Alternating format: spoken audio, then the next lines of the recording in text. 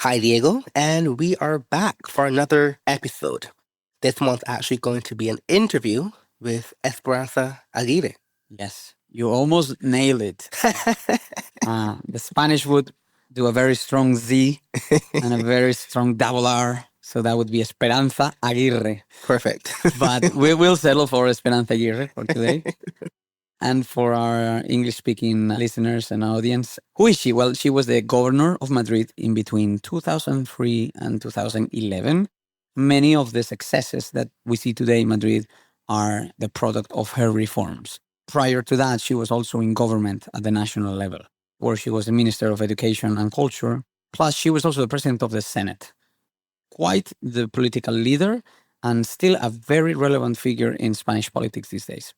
And I want to just give some context for some things that we're going to discuss in the interview. Because one of the, underlying ideas that came through was this differentiation between the regional governments and the national governments. But that isn't a very intuitive thing to think about if you're American or a British listener, for example.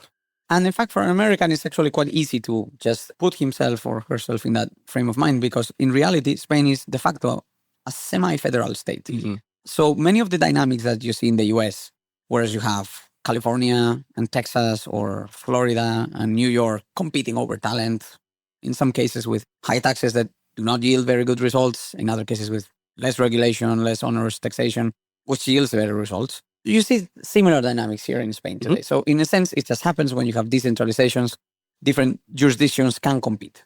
Right. So you can think of Madrid as a state in an American context, Yes. a US context, Uh-huh. a state, and then the central government being the federal government in DC, for Exactly. example. And this is why sometimes the translation becomes tricky, because obviously in the Spanish, it is the president of Madrid. We say governor, so it's a bit more intuitive, but the actual Spanish is still president. And then for the person in charge of the national government, Yes, the head of government. we We call him president. but a proper translation Prime with prime minister. So you have governors and the prime ministers. Plus we have a king. Yes, He and does the not king. hold executive power, so it gets very complicated. I must say, however, that although Spain was decentralized in 1978, some of the power had not been delegated immediately, but Mhm. it took some time.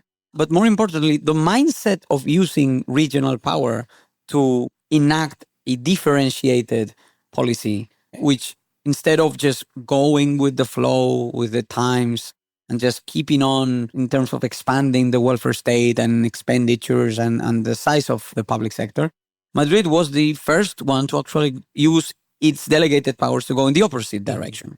So decentralization has always been there since the birth of Spanish democracy, but only when Aguirre comes to power in Madrid do we see a region completely separate itself from the economic policies and the social policies of other territories and begin to pursue an explicitly radical free market agenda. And it's still something that is in the news, in the zeitgeist today. This idea of the regional autonomy, decentralization, or too much, too little. Those are still very active political topics that parties run on today. Mhm. Of course, Catalonia being like the prime example, but obviously País Vasco and so on. So these aren't academic topics. These are very much literally in the newspaper. There are some parties that advocate that there's too much decentralization. Some parties that believe there should be more decentralization. I guess the general consensus is that decentralization went a bit too far, but not necessarily because people don't believe that services should be handled more locally, closer to the people receiving those services, but rather because there's been a lot of friction between the national government and the territories where there are separatist forces actively pursuing the type of policies that diminish the idea of the nation state and pursue their eventual separation. However, this relates more to the case of Catalonia. And what's very interesting here is that the same Catalan separatists that advocate that should be a different state, they quickly do everything in their power to restrict Madrid from using its regional powers, from pursuing free market policies that, of course, when they are rolled out through time, yield such good results that they put to shame the socialist policies that are pursued in Barcelona and in Catalonia. Right. And that's a topic that Aguirre pushes very hard in her answers in the interview. So one of the other things we discuss not discussed outright, but mentioned quite some time throughout the interview was the Jose Maria Aznar. And why was he so relevant to this kind of liberalization conversation, especially with Aguirre? Because the only liberalization that has ever taken place in Spain, really, since 1959, when under Franco there was the opening up of the economy under a military dictatorship. Since then, all the way up to the 80s, there was some limited liberalization with a socialist government because they had to join the European Economic Community and they had to open up some markets and services. This gave up to 3-4 years of very strong growth as a result of, joining the single market. But that fades out if you don't enact any other reforms. So the only comprehensive, explicit, and a program that was passed with a willingness to actually enact these sort of reforms at the national level is the 96 to 2004 period under Prime Minister Jose Maria Aznar. And Aguirre, who is our guest today, she was, as we said, a minister under him, a president of the Senate during his leadership too, and he named her to be the leader of the Popular Party in Madrid. So you cannot talk about free markets in Spain without talking about Aguirre, and you cannot talk about Aguirre without considering that she is, in that sense, a byproduct of the Aznar years. And as we will discuss in this interview, you and I are increasingly doing research on that era to bring some of this into light, into the Spanish and English language further down the road. But for now, I guess this podcast is a good appetizer for the research we're doing. And on that note, let's transition to the interview with Aguirre.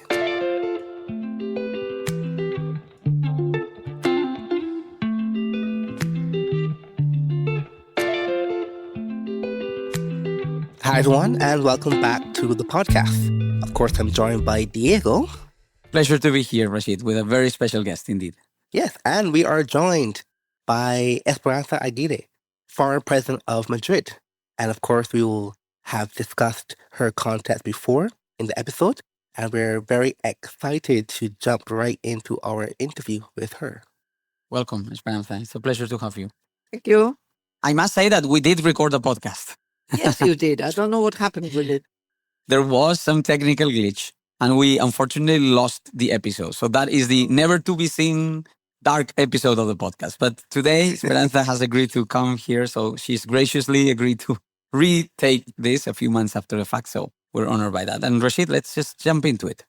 Presidenta, I want to start way back in the sense of I'm curious to what was the origin of your interest in liberalism when it comes to politics? It was several things. On the first place, the Club Liberal, the Liberal Club of Madrid, who was presided by the Pedro Schwartz, which is one of the most important liberals in the European sense of liberal of Spain. He was the president and he organized there many, many events, and I went there.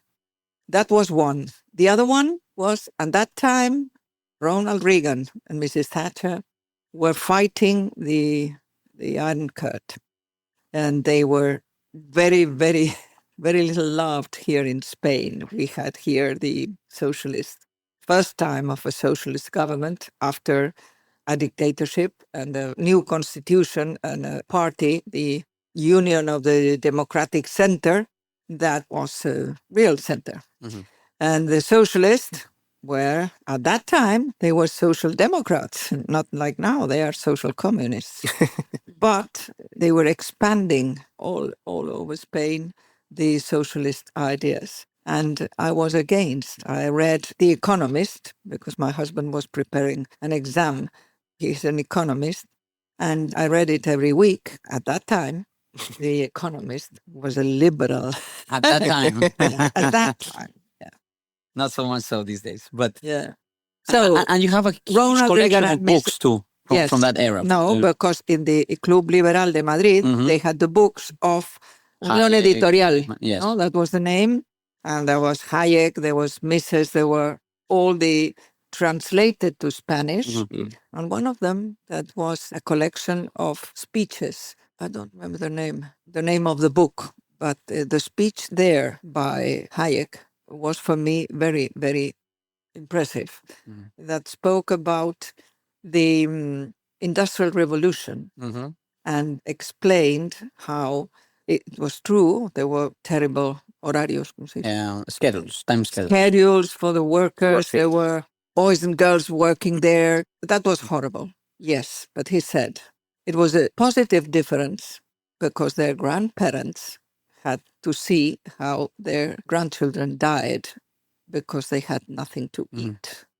So it is true that the Industrial Revolution was a very important thing and positive compared to what was happening before. And you've discussed a particular visit to the US in which you saw how telecommunications were being liberalized under Reagan. Yeah. And that also opened your eyes. Yes. Or was it under Carter even? I think it was in the year 1979. It could be because that is Carter. And Carter was actually good on deregulation, which is a bit unknown. Yeah. But because I discussed precisely with Pedro Schwartz that he thought that the telephone had to be a monopoly because it was all underground and difficult to a natural manage. monopoly. A monopoly, yeah. And I had seen in the television the advertisements of the different telephonic companies that were there fighting, competing to get a place there. So I knew that the monopoly was not necessarily the only solution. Look how ideas travel today instantly. We could Google this with the phone and find out. But back in the day, it took reading a weekly magazine, traveling to the... So it's very remarkable, the leap that you brought forward with these ideas. Rashid? I wanted to, double down upon this question because you're, popular also. Double down, insist. Insist. On this question, he thinks of, you're well known, at least in Madrid and Spain, for really defending, even now, this liberalism, sin complejos. Yes. But when you were doing that in this time, in the 80s, 90s, do you think at that point, compared to the political situation now in Spain, is a similar problem where you need to defend liberalism sin complejos, or it was actually quite different in the 80s? No, it's exactly the same in this moment. El Instituto Juan de Mariana is one of our most important defenders of the liberal politics. But if you mean how did I start being in politics, in the real politics, it was also Pedro Schwartz, because he had started with a party called the Liberal Union, La Unión Liberal.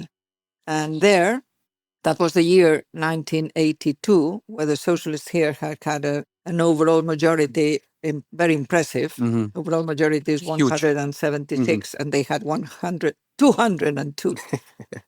And then there were municipal, elections. You don't say municipal. Local elections. Local elections. And Pedro insisted to me that I should stand in the list of the Unión Liberal in the city of Madrid.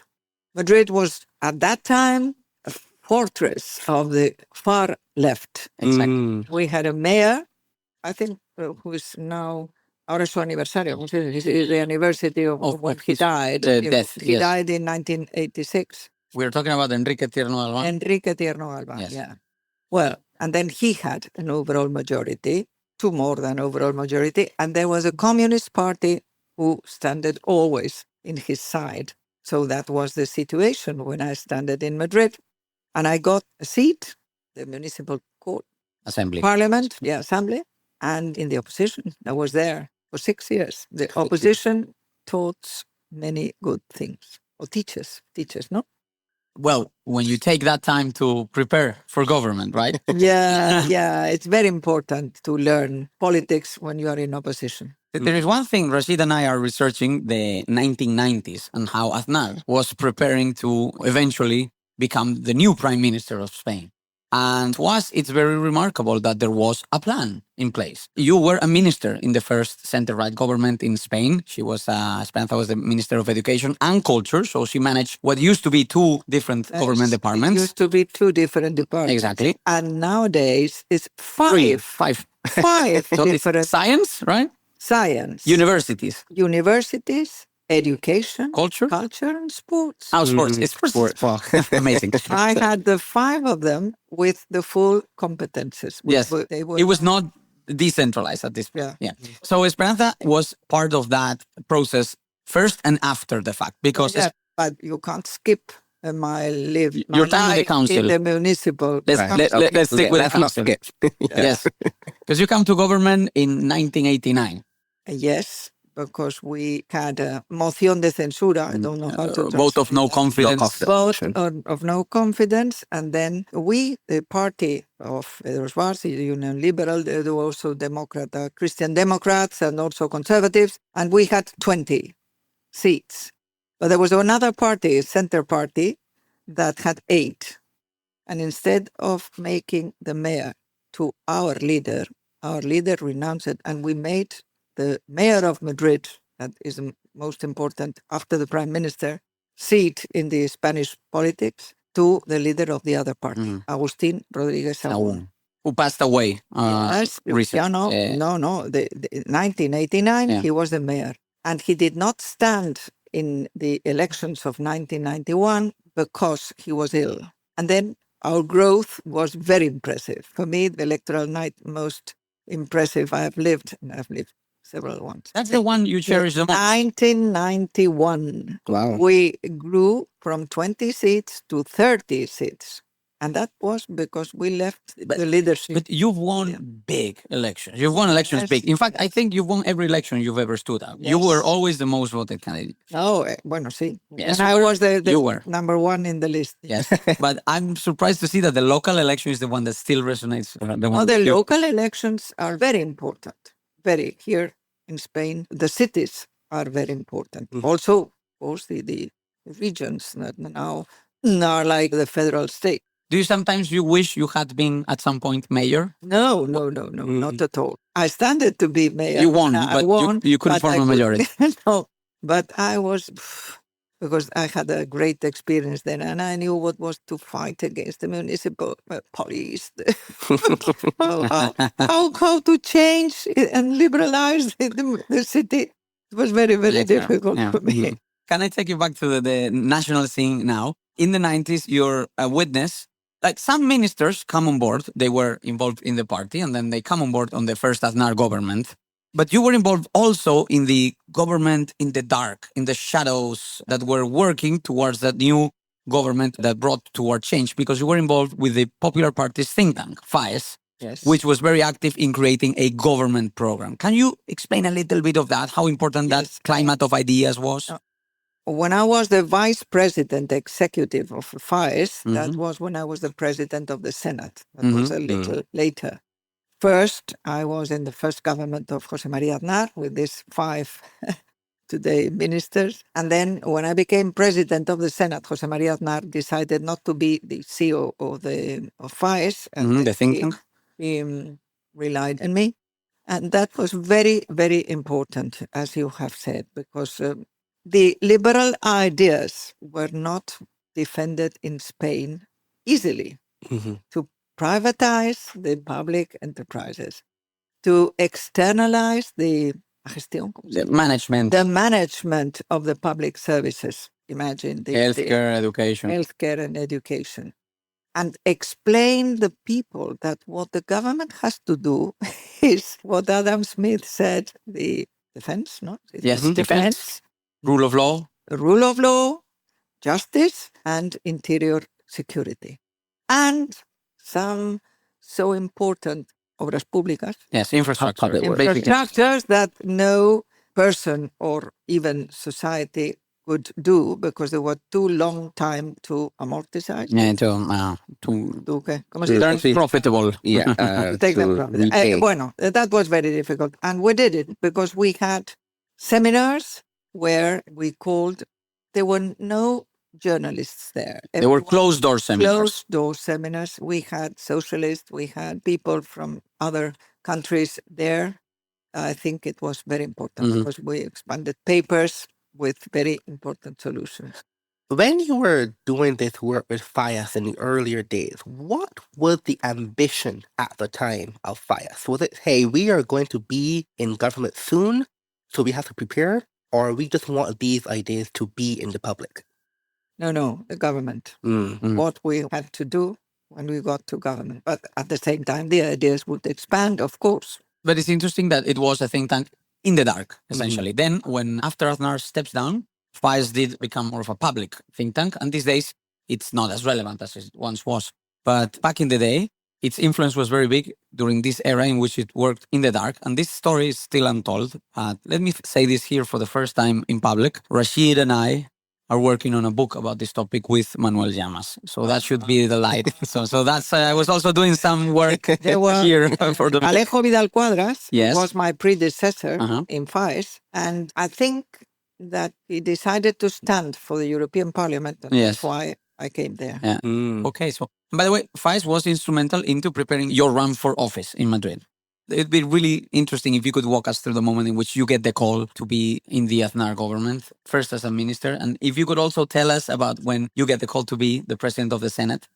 The first thing in 1996 was the call to be a minister. He first asked me to be a senator, Mhm. so that means pass from the local to the national politics. Mhm. And I said no, because I was very happy to be the vice mayor of Madrid. I had all the power, not only for the economy, and I reduced the public spending on great amount of pesetas, Yes. 20 millones de pesetas, 20 which is million now pesetas. nothing, but I had also all the responsibilities of the councillors of the city. And the first call, I was called by Pío García Escudero, who was the president of the Popular Party in Madrid. And I said, no, thank you.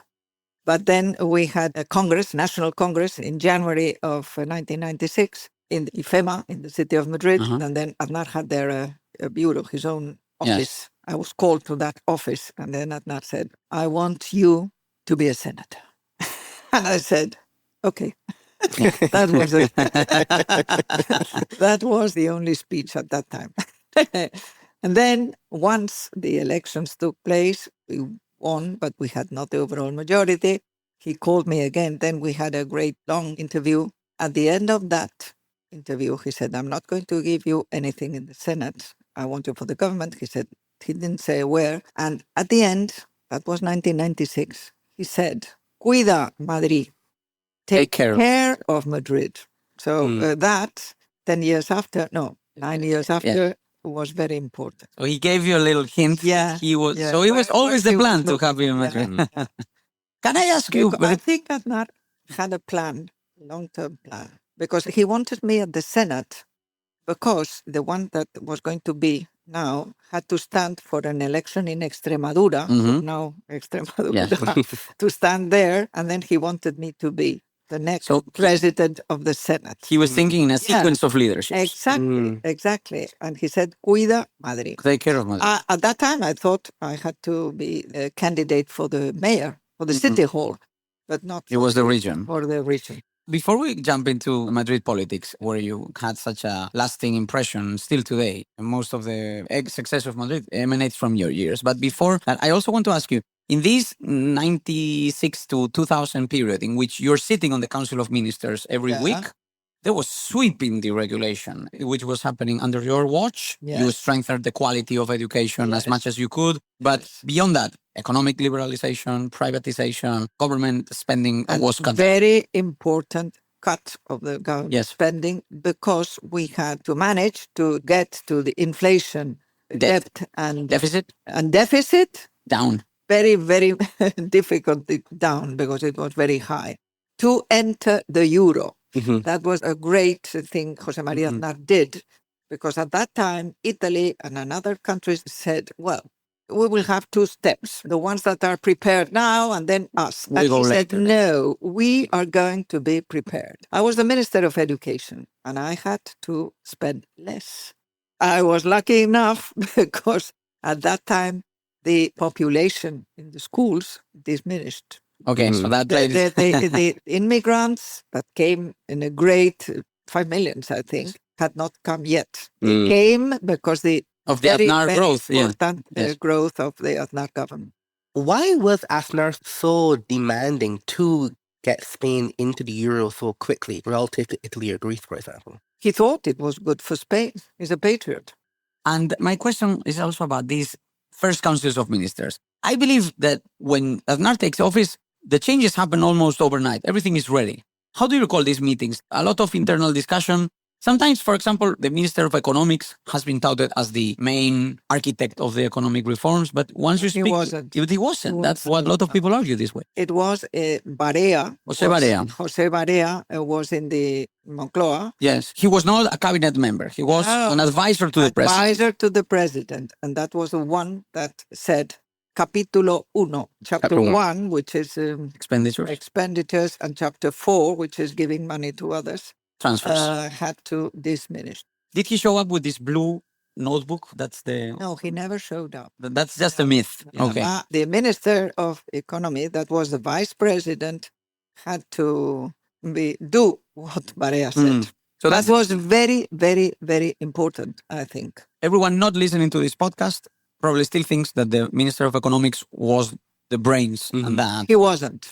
He was often pushed into that position. Always pushed. Okay, always. Okay. No, but because he hadn't been in the Liberal Club of Madrid. He thought, well, the people thought, everyone thinks, oh, Madrid is doing very bad in education because he spends less than per capita. Oiga, the expenditure is not how you measure the education. You can't measure by the quantity of spend. You have to measure by the results. The pupils, do they learn enough or not? Exactly. And then we have the exams of PISA that say, there's no correlation between spending more above a minimum. No, because it's not the expenditure. It's the quality of the quality. Your educational law was in fact called a law for the quality of education. And by the way, the Minister of Economics, Rodrigo Rato, was later the head of the IMF. So we're not talking of a minor political figure. He was also relevant internationally. Within those same meetings, the Council of Ministers, I'm curious, what was the major pushback and what was the major friction when it comes to thinking about we need to deregulate faster? Where was the tension? Deregulate was not contested. No one deregulated nothing. Okay. What we did was to pass from the public sector to the private sector. Privatization and liberalization, both. Liberalization. This was in telecoms, airlines, pharmacies, energy, telecommunications. Telecoms, yes. We had state monopolies.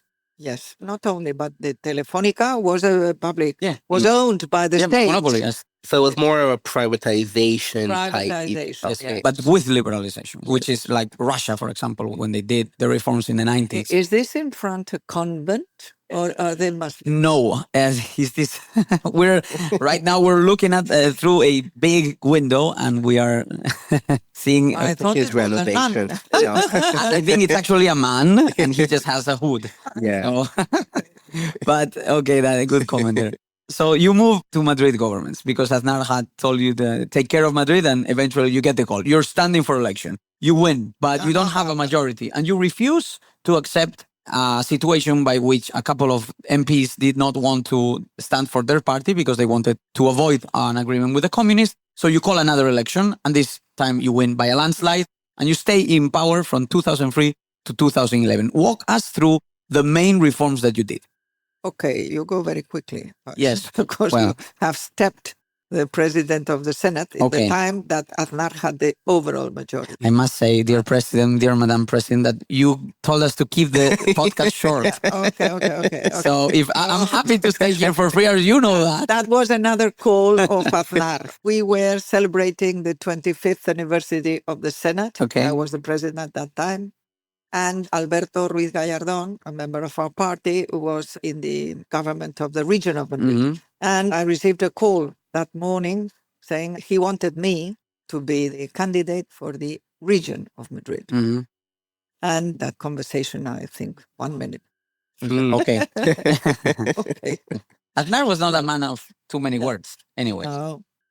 Then I I won the election. The overall majority, we had one seat short seat for the overall majority, but the socialists plus the communists had the overall majority. Then 2 MPs of the Socialist Party did not appear. They were out to vote for the Mesa de la Asamblea. It was not the investidura. It was not the moment in which they didn't going to vote for the president of Madrid, but for the Parliament of Madrid. they disappeared. And then the socialists decided that they throw them out of the party. And instead, in my opinion, of saying, what do you want? Don't worry, the communists are not going to take all the power. Como se dice? Lo que yo hubiera hecho. What I would have done. Would have done if I were in the... Well, and then, that's true, what you said. I did not want to stand because I didn't want to become the president of Madrid with the absence, with the abstention vote or with the yes vote for two persons that had standed in the list of the socialists. I didn't want to. And some of the members of my party said, well, you first get to be the president. And then, no, I just said no. I didn't call, but I didn't stand to be the president. So the elections automatically were called for October. That I had the first overall majority, which I repeated with 55% of the voters into... Yeah, in Madrid, across the region. Siete. That was the year 23. We won in 2003 for the first time. 2007. 2007. Once more in 2011. Bueno, and then on the first call, which was shorter because it was not May, it started in December, I decided to build new hospitals. And then the European Union, not like now, unfortunately, said we could not spend more than what we... No podíamos tener déficit. Yes, no deficit was allowed. So what I decided to do is to give them suelo, yes, the land, and ask the private companies to build the hospitals, some of them to run them also, and 30 years after, it would all come back to the regional government. And that we could do.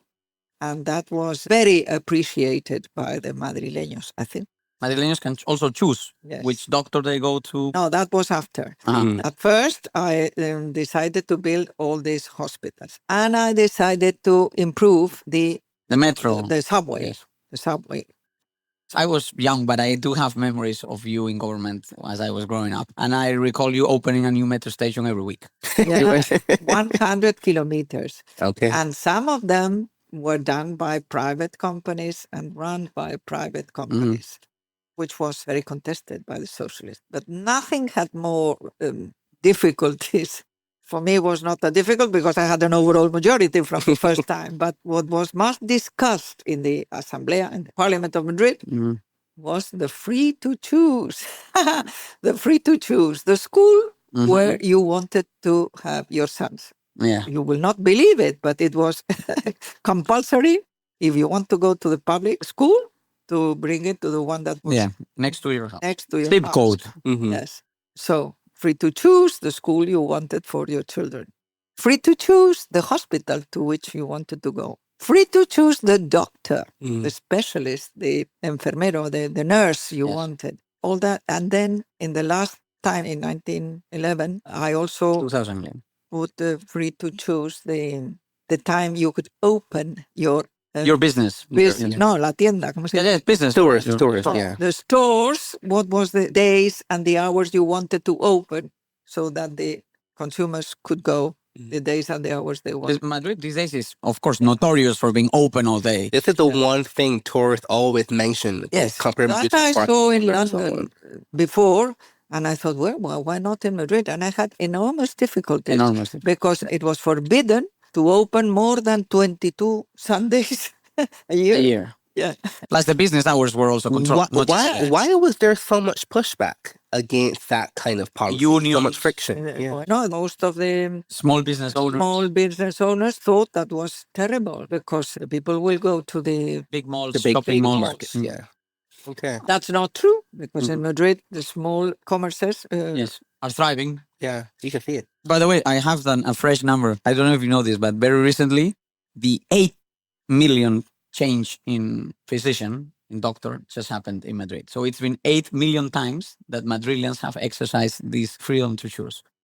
I say this because when you enacted this, the comment was, no one wants to change physician. Why is she doing this? Blah, blah. Very recently, the change was done for the 8 million times. So I recall, I sent this to our friend Javier Lasqueti, but I forgot to tell you. So it seems like it wasn't so out of the blue. I want to ask more about your ability. But excuse me, because the socialists want to have a captive client. That's the reason why it was so discussed. Mm. They want to have it captive. They're afraid that People can choose. people can choose. Yeah.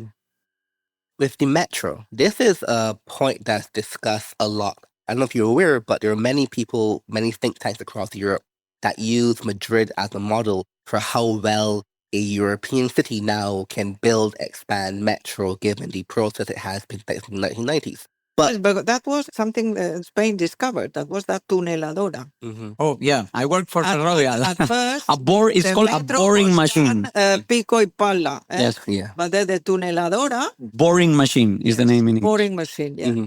That then metro was called But I'm all around curious. the world. Do you know the name of this boring machine? Because I used to work for Ferrovial. She was called Dulcinea. This was a monster of a machine that just funneled its way. Dulcinea was The love of El Quijote. El Quijote. I'm curious what the internal friction was to manage this process to expand the metro, given now it's across That Europe. was not discussed Why wasn't it discussed? because the socialists knew that they had been 12 years in government in the region of Madrid and they had built 12 kilometers of metro. Then my predecessor, Alberto Ruiz Gallardón, had been 8 years and had built 100 kilometers. And they knew what happened, that we got many votes because of the metro. People are so happy because one thing I did was not only to do new lines, but to open stations where people lived. And Now I came in the metro. yeah, I was about to say that. Like the first thing. Yeah, and then maybe somewhere here would be nice to have a station. Yeah, we do have a blind spot here. Yeah. To be clear, we're not standing in front of a convent. But when I said the address to Esperanza, first question I got is, what is the nearest metro station? So we have a metro traveling aristocrat. So But people tell me, how can you go in the metro? They're going to insult you. And no, people are very nice to me. Today, when I came there to Latina, where is it? Calle del Ángel? I don't know. Yes. And I asked one that was there. And very, very nice person. He took me here. And when we were just walking around. in a curva, Yes. a car stopped. Esperanza! And then I said, he wanted to insult me. And he said, you are the best politician. I heard it. But Esperanza, like I said before, she won every single election. So what's very interesting is that they always said that your success was only for Madrid and that it could not be replicated. They say the same of Ayuso. They say of Ayuso, and I know. But when you travel outside of Madrid, you get the same reception. Even me, Ayuso, when we go to even Barcelona or to Valencia or wherever, or Galicia, they all appreciate what Madrid has done. You made liberalism popular. So now, this is in your time, you have 3 absolute majorities consistently. I'm curious if that would, obviously it made many things easier to do reforms and policies. But how did you still manage the bureaucracy that may have resisted these kind of changes? Because they have to implement the policy that you set. Well, the regional government of Madrid is rather new. You don't have these bureaucracies they have in United Kingdom or here in the national government. And if the politicians are well formed and they inform correctly, we did not have difficulties, except for one thing. Here it's very difficult to get a license. To build, to rebuild, to have commerce. That's very difficult. And then what I did, and that was a major change made here, instead of asking a license, giving them the time to say no or say yes, and that took 1 or 2 years, instead of that, doing the responsible declaration. You declared, I'm going to do this, I'm going to change this bathroom or to change that. And if you don't, then the city hall will come and put you in a multa. Yes, a penalty. A penalty. Yeah. But if not, you could start because you have rented a local to have a shop, and it's not necessary that you wait. So permits were essentially repealed. Yeah. You could just present a document by which you committed to respecting the law. Responsible. And there was control after the fact. Like Exactly. you could get a call 2 years later to just oversee Exactly. the construction you've done or the Yeah. type of business that you built, which is a very interesting development. That was accepted only for small business. You were the first to do this, and these Yes. days most administrations have followed your example. So have they with taxes, by the way, because you started with the wealth tax, inheritance tax, and then income tax. But Yeah. no region had ever cut taxes, essentially, although this is a federal country. Now they are cutting. Now. No. Yeah, that's how many years after? Since Esperanza came to power, there's been 150 tax cuts in Madrid, and the average person has saved 20,000 euros as a result of these tax cuts. Yeah. And unfortunately, we have a government which is always rising the taxes.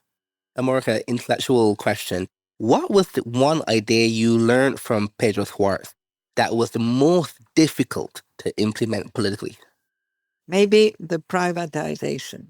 People think that privatize is a very bad thing to do. You're only protecting the rich and doing harm to the poor, which is on the contrary.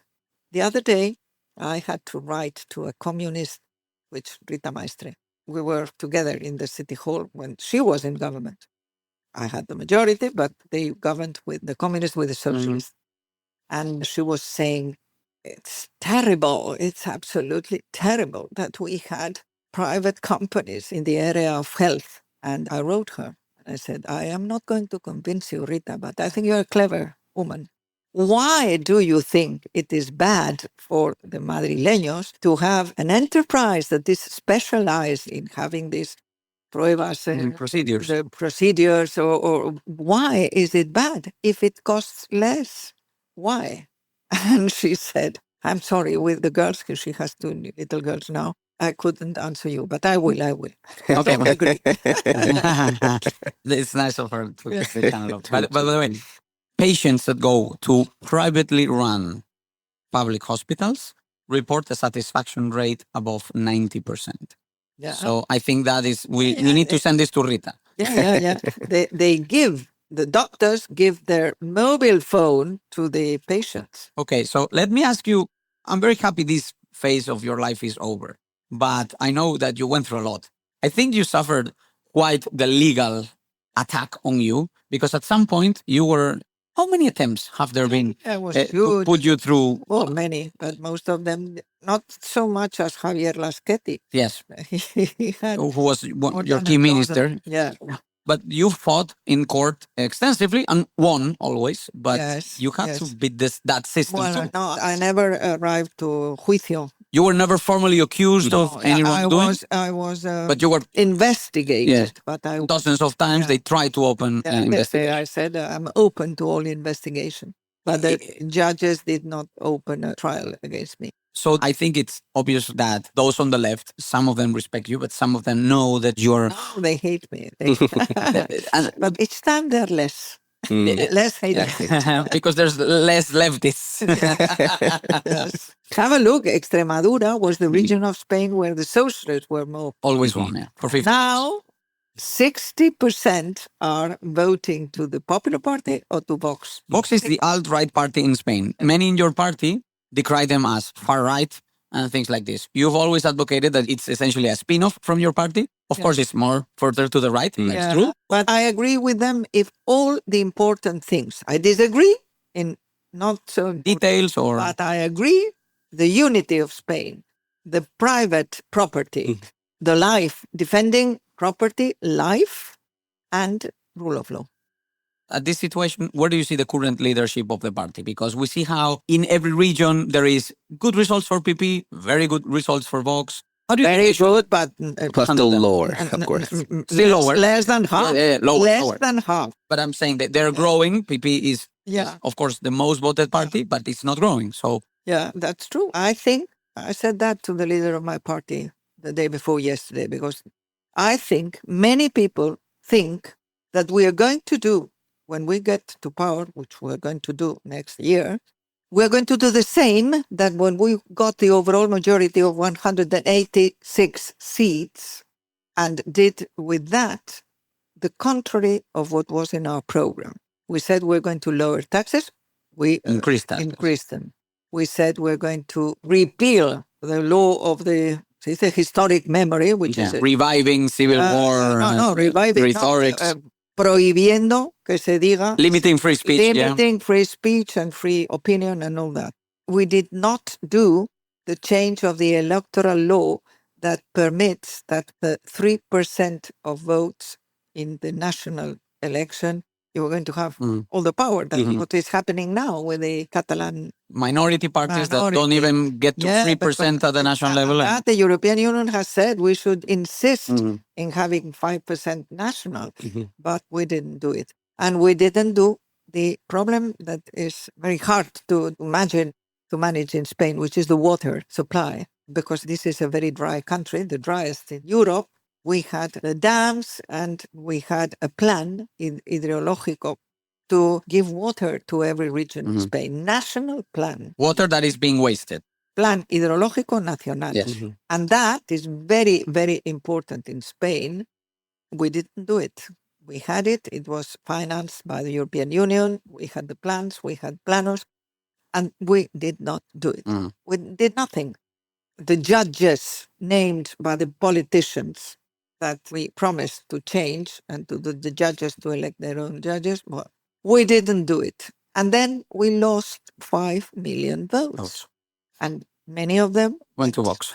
No, our leader then, Mariano Rajoy, received the Popular Party from José María Aznar, in which every tendency, non-socialist, conservatives, liberals, Christian Democrats, and even social democrats were very, very, very comfortable in the Popular Party.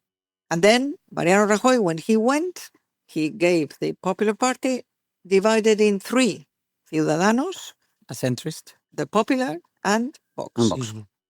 Ciudadanos, disgracefully for him and for Spain, thought he was going to replace the Popular Party. And then he said no to have a coalition government with a socialist, which would be a social democrat government instead of this communist government we have now. And he disappeared. They disappeared. Yeah. I hope Vox does not that. He will disappear also. Sure. I guess coming to the end here, I'm curious now if you have advice for younger people who are interested, not just in politics in an abstract way, but actually want to change Spain or Europe for the better.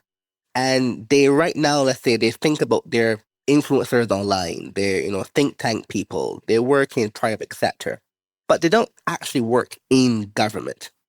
What's your view on the idea of controlling power when it comes to real change in a country? Is it enough to just influence people? Or do you think younger people should really get into the parties and get into government?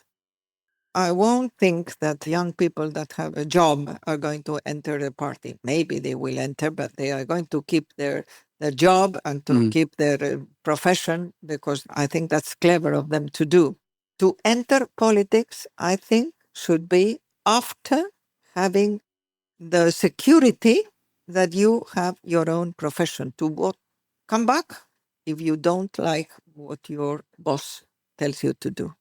And unfortunately, all the young people that go to politics now start after school or even without ending the university.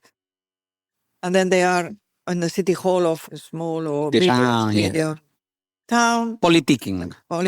And they earn more than a doctor that needs in Spain 10 years to be 6 for the 4 for the Specialization. 10 years to be a doctor. And you earn less than a councillor of City Hall and that means that most of them are not independent. Most of them haven't read the important things on politics and on economy. And they should be, if they are in their own job, they can do. And once they have their life, then come to politics. I want to close with 4 ideas on my end. Well, just 4 comments more than ideas. First of all, your English is definitely not rusty. So your hesitations, I still don't understand. Yeah. Second of all, I want to make an announcement here. You'll be very happy to learn that the book I wrote about Madrid, and Rashid has supported this, has just been signed by the Cato Institute to be published in the US.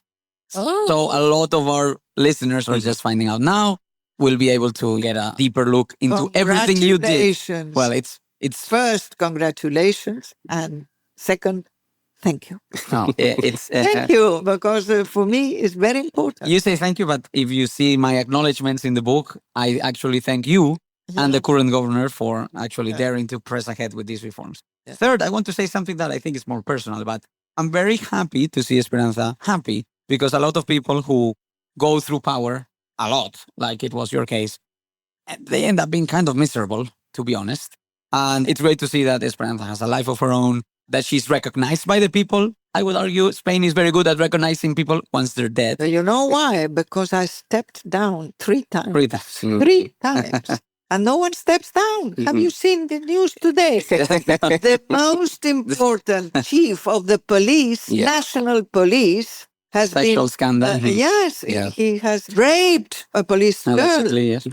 And no one is stepping down. There is No one steps down for The anything. minister should step down, because that man should have been out.